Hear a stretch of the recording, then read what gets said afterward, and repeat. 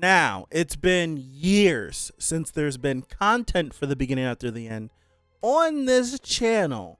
So this is the return of it. It started back again last week. New chapter started releasing, so there should be a new chapter. As of this video being uploaded today, there should be a new chapter coming out. But it's going to take us a little bit to get there, but we're going to get there. The last place I left off, because it's been so long, I'm unfamiliar on the exact stuff that was happening. The only thing that I remember is that we were training in another place, in another land, with a younger kid than us. That's all I remember. So my idea for catching back up, because I'm so foggy on what happens, I think as I read up until the part I stopped, I'll start to remember, but I didn't fully catch up before hiatus happened. Like there was still like a good 15 or 20 chapters before hiatus hit. So I thought it would have been a good idea to go back and just pick up where I had left off from the last reaction, the only reaction of the beginning after the end that I did on the channel, which was 149, which was Art telling his family like what exactly he's going through, that he's reincarnated, he came from another world, all that stuff. That was the only reaction I did on the channel. So I figured I'd pick up from there and I'd binge until I catch up, and then we'll be week to week. And then every Friday or so, or Saturday, or whenever I'm able to get the video up, I'll get the video up. So that's a long-winded thing out of here. We're starting with 150. This is post the conversation with his parents. His mom's not doing too good. His dad had that tough conversation with them where they did come to some sort of mutual understanding, and we are going to be leaving from our family to go to another land so that we can prepare for the war that is to come. So that's where we are. Let's get going. This will be the second time I've ever reacted to the beginning after the end. So bear with me. Bear with me. But here we go. 150, embracing the unfamiliar. I hated myself for what had happened. A part of me wished that I told Arthur that it was okay, that he was still family. I love his parents so much. But a bigger part of me, the part that I hated, wished he would have just never told us. I remember being so naive and thinking that things would be okay with him revealing his secret to his parents. And going through what the last chapter was, very tough. Very tough, very tough, very tough. Love his parents though. I had known since early on in Arthur's life that he was different. Maybe it was so hard for me to accept it because it went against my own pride. My own selfish pride that maybe, just maybe, I had raised a genius that only came once in a millennium. The signs were always there, excuse me. His strange behavior from an early age. His unexplainable prowess as a swordsman. And talents as a mage. He left, you know. I figured, I love her. I was afraid of the day when he would tell you. You knew Eldarina? Renia, excuse me. I see many things, but only for that boy do I have the grind my old head to try to piece together what's in store for him. He's hardly a boy. He's still a child to me. Much like how you're still a child as well. I always thought it was funny, the preconceptions that people have about age and intelligence. The older someone is, the more wisdom he or she should possess. And the more intelligent someone is, the more logical he or she should be. That's a tongue twister. Damn, struggling. Pair those two traits up, And the intelligent senior should be some cold, calculating shrew. Don't you agree? What's up, Michael? Do you see me as a cold, calculating shrew? No, of course not. But I don't get what this has to do with Arthur. Weren't you wishing Arthur would have just kept his mouth shut? That you would feel better being ignorant of who the boy really is? I bet you were also wondering why the boy told you in the first place, right? The heart remains the brain's biggest foe. Well, actually, for men, the brain's most formidable foe is something else. If you're a guy, you know. As I was saying, emotion. The heart constantly clashes against things like validity, efficiency, utility, anything logical. That's what gets us hurt or even killed, yet we can't seem to help it. It makes us lesser as an individual, but greater as a group.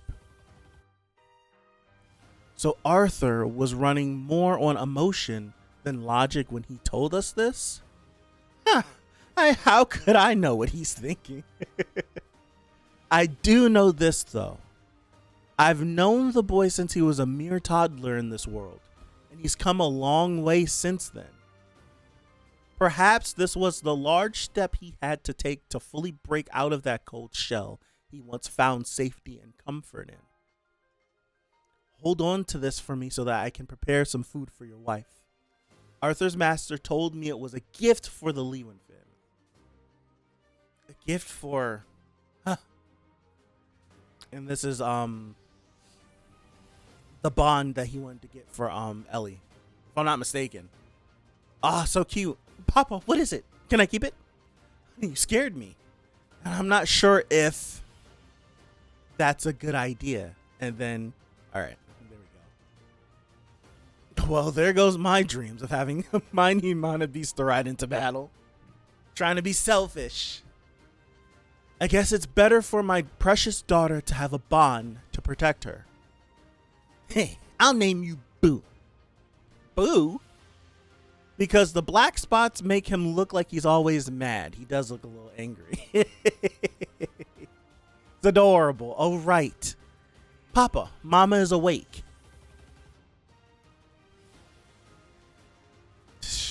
She went through so much when they thought that they lost him. She went through so much when he flew his little butt off that cliff and they didn't know where he was. And it was they went through so much. Their relationship went through much. She wanted to not be here anymore, and then they were able to rebound, had Ellie. It's like everything that they went through, the low to coming back to some normalcy, then to realize that he is here, he is alive, and to reunite with them, to have them, and then for him to drop this bombshell on them, right? That's gotta be that's a wicked roller coaster of emotions for one family to just go through. Man. How long have I been sleeping? A few hours. Where's Arthur? Is he gone? Yeah. I'm a horrible person, aren't I? No, you're not. Why would you think that? I called Arthur sick. I didn't want to. I didn't want to take it seriously. Pain, that's normal. I wouldn't trust anyone who could easily accept what Arthur had told us. Then am I a terrible person for doubting whether Arthur is our son? I want to tell her no. But how can I when I called myself terrible for thinking the exact same thing? Alice was the one who went through the pain of pregnancy for 9 months before enduring the agony of labor. She nursed him, fed him, took care of him when he was sick, and taught him the ways of this world. Now everything she knew about the child turned out to be a lie. I need to be the strong one. I need to be the one that my wife can rely on. I'm sorry. You did nothing to feel sorry about, honey. We just need time to sort our feelings, excuse me. It's so painful. Arthur knew this, which is why he told us before he had to leave. How long will he be gone for? He said a few years. I see. I wonder what our son would have been like if Arthur hadn't taken over. See, that's painful. That's so painful. But it's a real question. Alice, please don't say that. Don't ask something like that. Would he have been courageous and outgoing like you? Or maybe he would have been maybe he would have been a bit more careful and shy like me? Honey, don't. Arthur is Arthur. Arthur is what? Our son? If you haven't noticed, Ray, not once have we referred to Arthur as our son since we started talking. In his bag, writing. That's writing. In his bag. That's pain. Right now, just as it is for you, it's hard for me to confidently call Arthur our son. Hopefully that'll change the next time we see him. But it doesn't change the fact that we have considered him family for over 13 years now. We laughed, we fought, we celebrated, we shed tears together. Isn't that what brought us close? Not the blood running through us, not who we once were in the past, but what we went through together. Remember when Arthur sacrificed his life for you on the way to Cyrus? He wouldn't have done something like that if he didn't care about you. Alice, you're not a horrible person. It's just going to take us time to wrap our heads around this. Stop staring. It must look disgusting right now. No. I love these two. I do so much. I love them so much. Like, they deserve everything. Mama, come see Boo. What does Ellie mean by Boo? I'll tell you later. I have so much I love them. I have so much just about what they went through. Because it's the thing for me personally where I have so much inexperience and not that many like series of isekai or whatever we're calling them.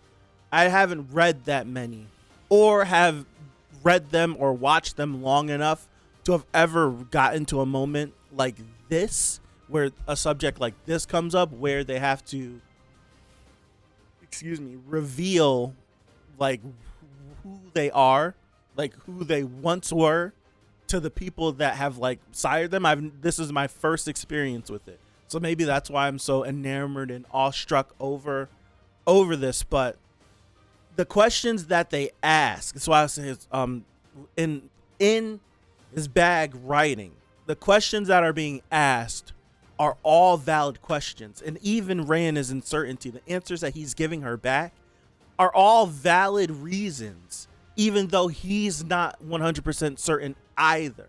So for their situation to have been a couple that had a child and then come to find out that the child that they had ended up being another person from some other world that was reborn in their child's body. Like, it begs the question, did King Gray take the consciousness in the spot of their child? So when she asked, like, what would our son would have been like if Arthur hadn't been who Arthur was? If we just would have had a kid and it wasn't reborn from some other place, who would our kid be? That's a valid question because I don't know how it works, but like the comparison that I come up with is from Yu Yu Hakusho. Whenever you have Kurama explaining his backstory, how He was Yoko Kurama. He was the legendary fox demon. He got wounded. He needed to hide away. So he hid inside the child of some woman that was going to have a baby. And Kurama says that I took the place of this woman's child. So whatever consciousness, soul, whatever that child would have been, I essentially killed it and took its place. And I am now that kid. I'm in that kid's body. So I don't know if that is the case for Arthur, if there was going to be like a soul, a mind, or a consciousness that was already there, and the phenomena of being reincarnated with King Gray took that child's agency and he became that child, and now he's basically a different entity inside this little body. So I don't know if that's the case, or if this phenomena selected Alice to be this vessel and the child was always going to be King Gray, and just however it lined up, it was supposed to line up that way, and he's supposed to be that like that's who he was supposed to, like their baby was always supposed to be King Gray coming through. So but it's like, they don't know that. I don't know that. Arthur doesn't know that. None of us know that. So it's a difficult question, but they're valid questions to ask. And they're 100% right. They're right for feeling the way they feel. Does it suck that Arthur had to watch his family's idea of what they thought was real be shattered and then give him such a sour send-off? Yes, it does suck. But keeping in mind of them, 1000% is a valid reaction, and they have to adjust. So whenever Arthur's telling them these things, and she starts freaking out about, like, I nursed you, I did all these things, you're a grown man and I was doing all these, like, those are all valid because it's the issue that I in these series have whenever like relationships and things are being broached with these characters that are way older than the individuals that they interact with in their same age group. But this series, I feel like, handles it very well. I was rereading through his conversation with Varian, whenever Varian was like, are you going to marry my granddaughter, when they think that Tess is asleep in the carriage. And Art's like, I do like her, but he was like, I don't know what like or love technically is. And he's always been mindful of the fact that I'm a grown ass man at the end of the day, and this is a child. But I can't help the fact that I do feel all of these prepubescent and these teenage feelings and puberty and all these things. I can't help it because my mind, I'm at this point in my 40s. But everything that I'm experiencing is that of a 13-year-old. So I'm having the biological and the chemical reactions and thoughts of a 13-year-old. But my intelligence, my IQ, my thought process is that of a grizzled old war veteran king. And he can't, it's hard to divorce those two things when they're this now. They've become this, and it's hard to divorce it. But I feel like this series does it in a good way, where Art's like, I do care for her, but now's not the time, one, and I just want to make sure that she's safe more than anything before I even approach that lane. I just love how this series handles this. I just love it. I just love it a lot. So let me continue. I've been babbling. It's been a minute since I've been able to babble about the series, but I'm just glad that we're here. I love this series so much. Oh my gosh. All right. So this is the land of deities. It's pretty. Welcome to Ephetus. Or more specifically, the Endrath clan's castle. Man, that's cool looking. All right, and if I would have just scrolled a couple more pages, I could have had this whole conversation after the chapter. But all right, I rambled on long enough. This is the first step into our catch up. If you're here live, if you happen to be here and you're here live, every Thursday we'll be reading a big chunk of chapters. So I'm about to keep reading, but for you guys, come back tomorrow. So I'll see you then. Peace out.